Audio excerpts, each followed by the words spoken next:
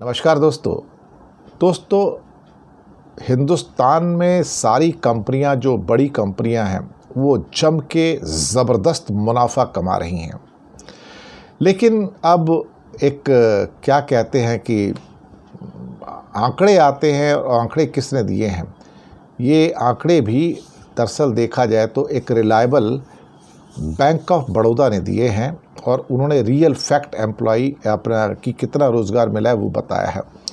उनका कहना था कि 2022-23 में कॉर्पोरेट जगत की टॉप 1200 कंपनियों ने 3,33,000 लोगों को रोज़गार दिया था। एक साल पहले की बात है। लेकिन 23-24 का जो साल अभी मार्च में ख़त्म हुआ फाइनेंशियल ईयर, यहाँ पर जो रफ्तार है बहुत धीमी हो गई, और कुल मिला के 1.5% की ग्रोथ हुई है। एग्जैक्ट आंकड़े भी दे दिए गए। ये 1200 कंपनी बड़ी, एक्चुअली 1196, यानी कि 4 कम 1200 में से, वो भी नंबर बताता हूँ कि 2021-22 में इनके पास 58,27,272 एम्प्लॉयज़ थे। देखो एग्जैक्ट फिगर दे रहे हैं लोग, इसमें कोई बेईमानी नहीं है।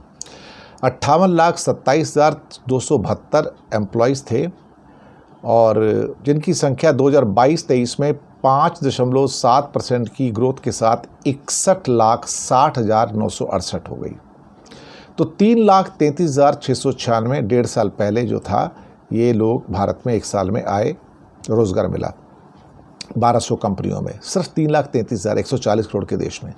और पिछले साल जो 2023-24 का था, जो साल मार्च में ख़त्म होता है, इन्हीं 1196 यानी कि 1200 कंपनियों ने सिर्फ 1.5% की ग्रोथ मिलती है, और सिर्फ 90,840 लोगों को रोज़गार दिया। सिर्फ 90,840 नए लोगों को रोज़गार दिया, और कुल एम्प्लॉयज़ की संख्या हो गई 62,51,808।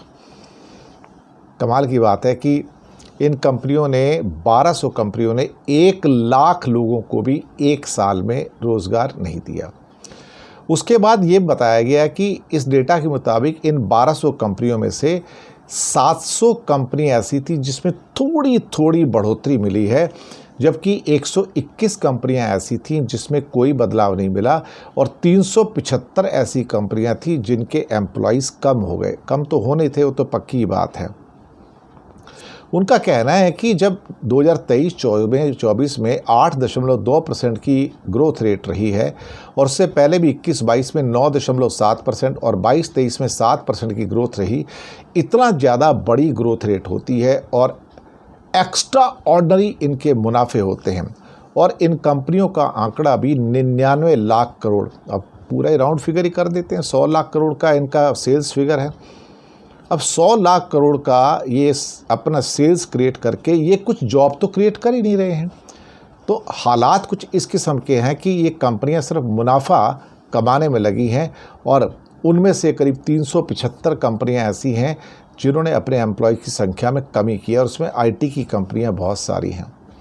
अब आप सोचिए कि अगर 1200 हिंदुस्तान की सबसे बड़ी कंपनियां सिर्फ 90,000 लोगों को भर्ती करती हैं, और भारत के 140 करोड़ में सिर्फ 62 करोड़ 51 लाख लोगों को नौकरी देती हैं, यानी कि 62.5 लाख लोगों को नौकरी देती है, टोटल 62.5 लाख को।